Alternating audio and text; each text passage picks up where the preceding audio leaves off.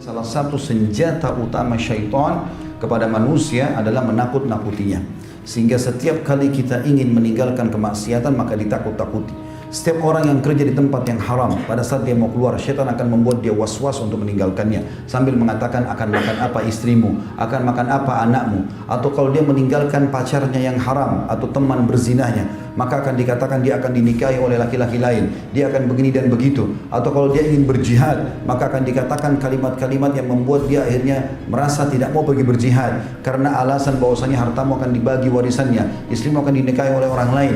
Semua ini was-was syaitan. Ingatlah, selama kita berada di relnya Allah Sang Pencipta, maka tinggalkan apa yang Ia haramkan dan selalu fokus kepada apa yang telah Dia janjikan. Allah tidak akan pernah pungkiri janjinya. Kebahagiaan bersama kita kalau kita patuh kepada Allah Subhanahu wa taala. Beranjak daripada sabda Nabi alaihi salatu wassalam, dan hadis ini hadis yang sahih riwayat Imam Ahmad. Kata Nabi SAW, innaka lan tada' syai'an lillahi azza wa jal illa bidzalika Allahu bihi ma huwa khairun laka minhu. Sesungguhnya jika engkau meninggalkan sesuatu karena Allah, karena itu haram, kamu takut dan kamu tinggalkan, niscaya Allah akan memberi ganti padamu yang lebih baik daripada yang kau tinggalkan itu. Banyak sekali hal-hal yang telah Allah Subhanahu wa taala jelaskan di dalam kitabnya, juga dijelaskan oleh baginda Nabi alaihi salatu wassalam sebagai utusannya. Sebagaimana Nabi SAW mengatakan, inna halal bayyin wa inna haram bayyin. Sesungguhnya yang halal sudah dijelaskan, yang haram juga sudah dijelaskan. Jadi semua sudah jelas bagi kaum muslimin, mana yang boleh, mana tidak boleh. Semua yang halal kita disuruh nikmati, dan ini sifatnya jauh lebih banyak daripada yang haram.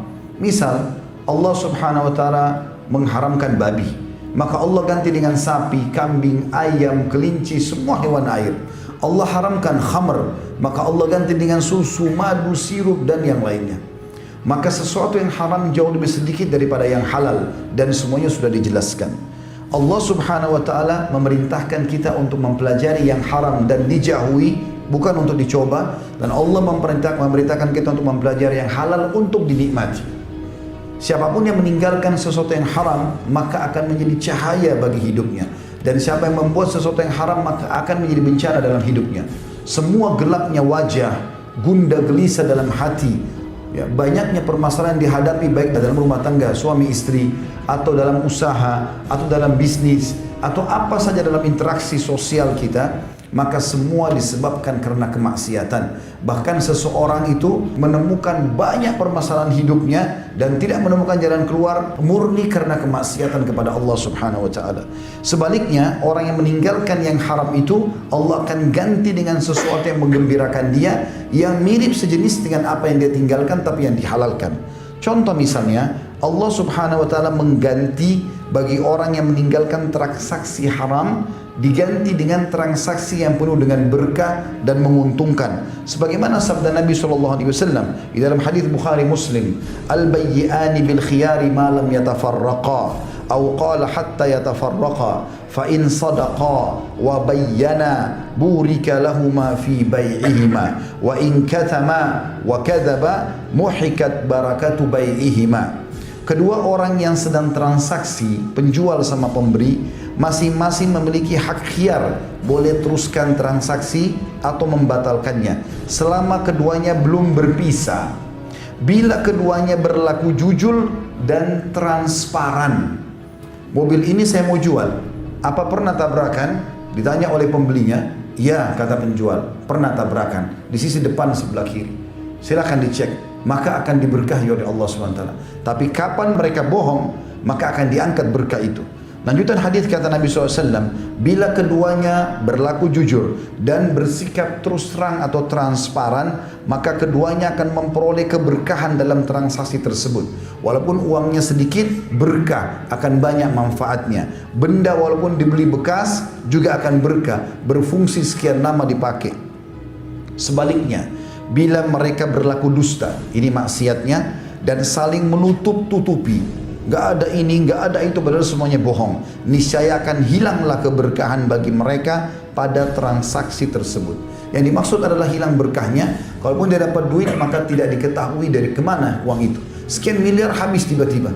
atau bahkan mendatangkan penyakit-penyakit atau masalah-masalah yang berat dalam rumah tangganya. Mungkin dia nikmati hari ini rekreasi sama keluarganya, maka dalam perjalanan rekreasi tersebut akan terjadi pertengkaran, bahkan bukan mustahil terjadi kecelakaan dan perceraian.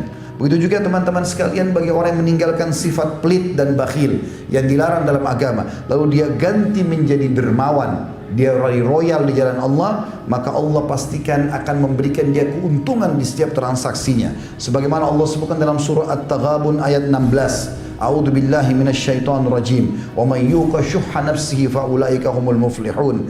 Dan barang siapa yang dipelihara dari sifat kekikiran darinya, artinya dia dermawan, maka mereka adalah orang-orang yang selalu diberikan keuntungan.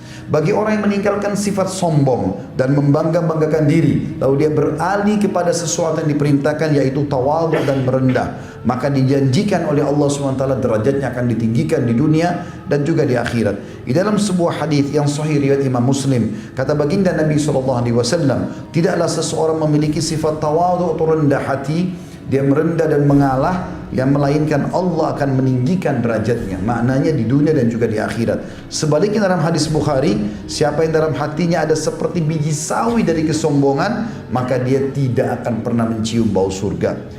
Begitu juga dalam sebuah hadis yang lain, kata Nabi SAW, bagi orang yang meninggalkan sifat dendam kepada sifat pemaaf, sesuatu yang haram diganti kepada yang halal atau yang diperintahkan, Allah akan selalu muliakan si pemaaf tadi. Di dalam hadis sahih riwayat Imam Muslim, kata baginda Nabi SAW, tidaklah Allah menambah kepada seorang hamba yang suka memaafkan, melainkan pasti ditambahkan kemuliaan baginya. Saudaraku seiman, kalau seandainya anda niat melakukan satu perbuatan kemaksiatan, lalu anda batalkan karena Allah, mau berzina, mau mencuri, mau menggunjing, mau memfitnah, mau memukul, mau apa saja, melakukan perbuatan maksiat, lalu datanglah sinyal dari Allah SWT, dan itu selalu akan datang, sifat merasa khawatir, takut, nanti ketahuan, nanti ketangkap, nanti ini dan itu, maka itu kalau dia tinggalkan karena Allah, Allah catatkan baginya sebuah pahala. Di dalam hadis yang sahih riwayat Imam Muslim, kata Nabi SAW, Allah Azza wa Jalla berfirman, hadis qudsi, kalau seandainya seorang hambaku melakukan atau niat mengerjakan sebuah perbuatan baik, lalu dia belum sempat mengerjakannya, aku pasti catatkan baginya satu pahala. Saya ingin sholat di masjid, tiba-tiba ada uzur, sakit misalnya, tertidur lupa, kemudian terbangun sudah selesai sholat misalnya, maka pada saat itu dicatatkan baginya pahala sholat berjamaah di masjid, kan dia sudah niatkan. Lalu Allah mengatakan, kalau dia kerjakan, aku akan kasih dia 10 kali lipat dari pahala ibadah yang sedang dia niatkan kerjakan itu. Bahkan aku bisa memberikan sampai 700 kali lipat. Kalau hambaku itu niat mengerjakan perbuatan dosa, lalu dia batalkan, takut kepada Allah, tinggalkan yang haram, saya tidak akan catat baginya dosa, walaupun dia sudah niat. Kalaupun dia kerjakan, aku akan catat baginya satu dosa saja. Di dalam riwayat yang lain, mirip dengan ini, dan ini hadis riwayat Muslim juga, Allah Subhanahu wa taala berfirman, apabila hambaku berkeinginan untuk mengerjakan kebaikan, maka aku menulis untuknya satu kebaikan selama dia belum melakukannya. Walaupun dia belum melakukan, dicatatkan satu pahala lengkap. Jika dia melakukannya, maka aku menulisnya sebagai 10 kebaikan. Dan apabila dia berkeinginan untuk melakukan satu kejelekan atau yang haram, maka aku akan mengampuninya selama dia belum melakukannya. Namun jika dia mengamalkannya atau melakukan perbuatan dosa itu, maka aku menuliskan untuknya satu kejelekan. Dan Nabi SAW bersabda, lanjutan hadisnya adalah, lalu malaikat berkata, wahai Rabbku, ini adalah hambamu yang ingin berbuat jelek, dan Allah lebih mengetahui keadaan hamba tersebut. Maka Allah berfirman, kalian awasi saja dia. Jika dia mengerjakan kejelekan, tulislah dengan semisalnya, satu kejelekan saja. Dan apabila dia meninggalkan tadi kejelekan atau haram yang dia mau kerjakan, maka tuliskan untuknya satu kebaikan, karena dia telah meninggalkannya karena aku. Saudaraku seiman, orang-orang yang meninggalkan sesuatu yang haram akan berbahagia hidupnya, dan juga orang-orang yang berbuat dosa akan terus berkecamuk dalam jiwanya, penasaran, walaupun dia sudah menanyakan hukumnya kepada banyak ahli agama. Sebagaimana sabda Nabi SAW, sesungguhnya dosa itu adalah sesuatu yang berkecamuk dalam jiwamu, walaupun engkau telah menanyakannya kepada banyak orang.